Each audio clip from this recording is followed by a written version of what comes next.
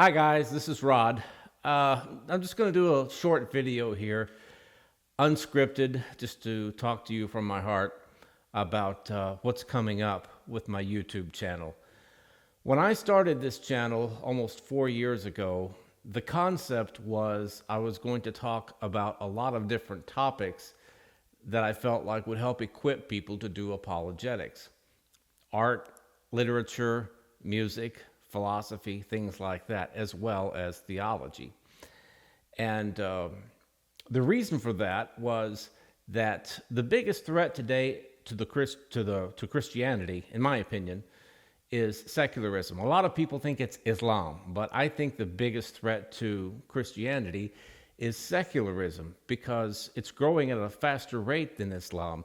People are going to universities and getting an education from secularists, so they get the secularist worldview on ethics, on the cosmology, the origin of the universe, the origin of life, biology.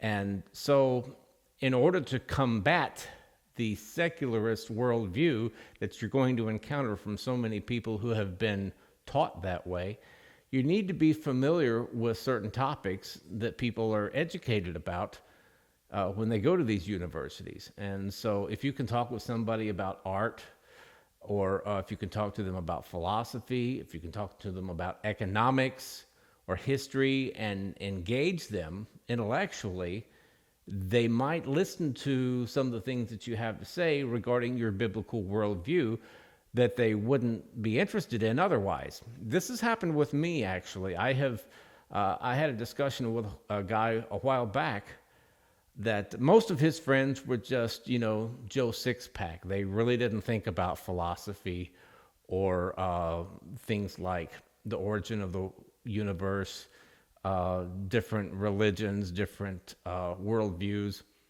And I started talking to him about Darwinian evolution, the Big Bang Theory, and Aristotle and things like that. And he was amazed that a Christian, somebody with a biblical worldview, would be familiar with what Aristotle said or with what science says about the Big Bang Theory.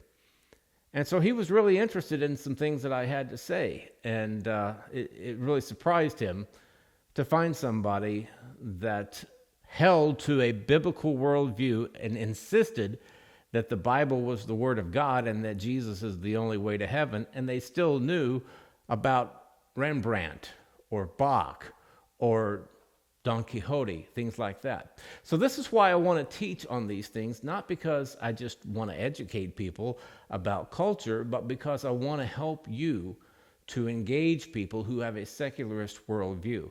So that's what I really wanted to do at first. I got kind of sidetracked because as I started talking about Word of Faith apologetics, it seemed to resonate with people, and that's how I got most of my traffic. So I thought, well, I'll just go ahead and focus on that for a while. But at this point, I think I've pretty much saturated the market with these topics. I've answered just about every objection. Now, they may not agree. A lot of people will never agree with my worldview or my view on theology and charismatic theology, Word of Faith theology, but that's fine. At least their questions have been answered. If they don't have ears to hear, I can't do anything about that. But the answers are out there. The objections have been addressed. And at this point, I want to move on to other subjects. That doesn't mean I'll never talk about these things again. As they come up, new objections are raised, or some new person comes along, I'll still, I'm not absolutely forbidding the subject on my YouTube videos from now on, but I'm going to talk about other things. Okay, so I just wanted to fill you in on that. One thing that I've been doing over the past year or two is slowly building a network of like-minded theologians and apologists. One of them is Dr. Tassos Lycurgo, who is a university professor in northern Brazil, who just happened to be, he attended Rhema, graduated from Rhema a few years ago. And I found him just looking for other Word of Faith apologists, and I found out this guy went to Rhema, and he's one of the leading Christian apologists in Brazil. I got a photo of him with Dr. Norman Geisler, who passed away recently. Norman Geisler is, he was one of the giants in the world of Christian apologetics. He knows J.P. Moreland. He knows all of the leading Christian apologists in Brazil. And he's Word of Faith, okay? Dr. Paul King, who used to be an instructor or a professor at Oral Roberts University. Dr. King is what he calls classic Word of Faith, which means that he is very familiar with the writings of the 19th century faith cure people that I've been talking about recently. People like A.B. Simpson, A.J. Gordon, Charles Cullis, Russell Kelso Carter, and Andrew Murray. And so he holds to the classic Word of Faith view that was out there before the Pentecostal movement began. He's also, friendly with the modern Word of Faith view, but this is what he really gravitates toward, is the holiness guys from the 19th century. And he's no longer a professor at Oral Roberts University. He's now pastoring up in Indiana, but I had the opportunity to meet him recently when he came to Tulsa, and told him about what I was doing, and he liked the idea. There's also Troy Edwards, who I mentioned in my last Justin Peters video. Troy was out there doing Word of Faith apologetics before I was, and he's written a ton of stuff. He's got 20 books that he's self-published on Amazon, which I'd encourage you to check out some of his work. Troy does a lot of great research, and he was out there fighting the good fight before I entered the fray. And he's actually happy that I came along, because he wanted to do other things, which he is doing now. But I'm going to have Troy in some podcasts when I get my podcasts going.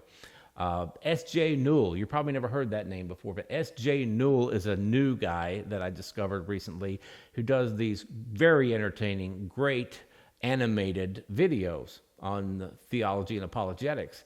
And he's Word of Faith friendly. Now, he actually is more inclined toward the Joseph Prince and Andrew Womack grace emphasis.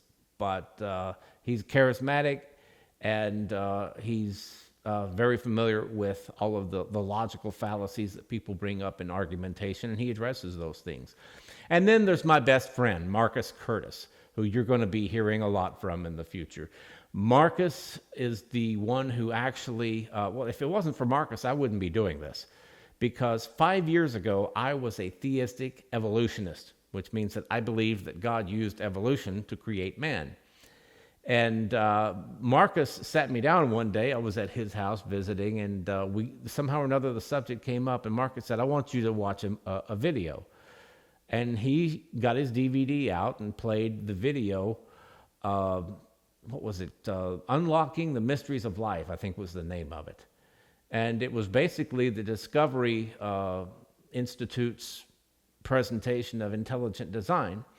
Now, I had heard of intelligent design before, but I was told that it was just, a revision or a new version of creationism. But once I started listening to these guys, I realized they were scientists. They were real, true scientists. They're not just Bible-thumping whack jobs. And the thing that got me, really, well, there was two things. Stephen Meyer was talking about theistic evolution, and he said, Darwinian evolution is the belief that God, or that life came about through purely natural process. It's an unguided process. And theistic evolution says that God used evolution, God guided evolution to create man. Well, you can't have a guided, unguided process. That is a logical fallacy. It's a logical contradiction. So you got to pick a side. You can't, it's like a square circle. You can't have a square circle. You can't have a guided, unguided process. So either evolution happened through purely natural means, or God created man, like the Bible says. And the more I looked into it, the more convinced I was that I had been wrong for years about evolution. What really the final nail in the coffin was when Stephen Myers was talking about DNA. That DNA is basically genetic programming. that there's information contained within the DNA structure of every cell in your body. Where did that information come from? You can't get that through purely natural processes. Now, I worked in IT, information technology, for many years, actually studied computer programming, and decided that I wasn't cut out for it. So I went into computer operations instead. But I know enough about programming to know that programming doesn't just happen. You have to plan it. You have to test it. You have to debug it. And it is a very complicated process to just do the simplest program.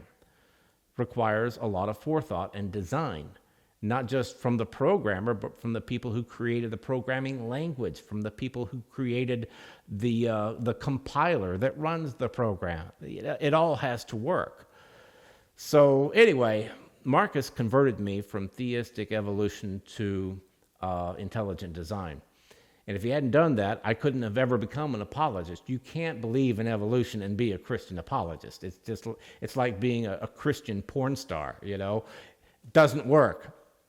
So thanks to Marcus, my mind was open to all of this information that the Discovery Institute's been putting out. I've started learning about the Big Bang Theory, cosmology. I've started learning things about the Darwinian view and natural selection. I've learned about textual criticism, archaeology, all of these things that go into the world of Christian apologetics.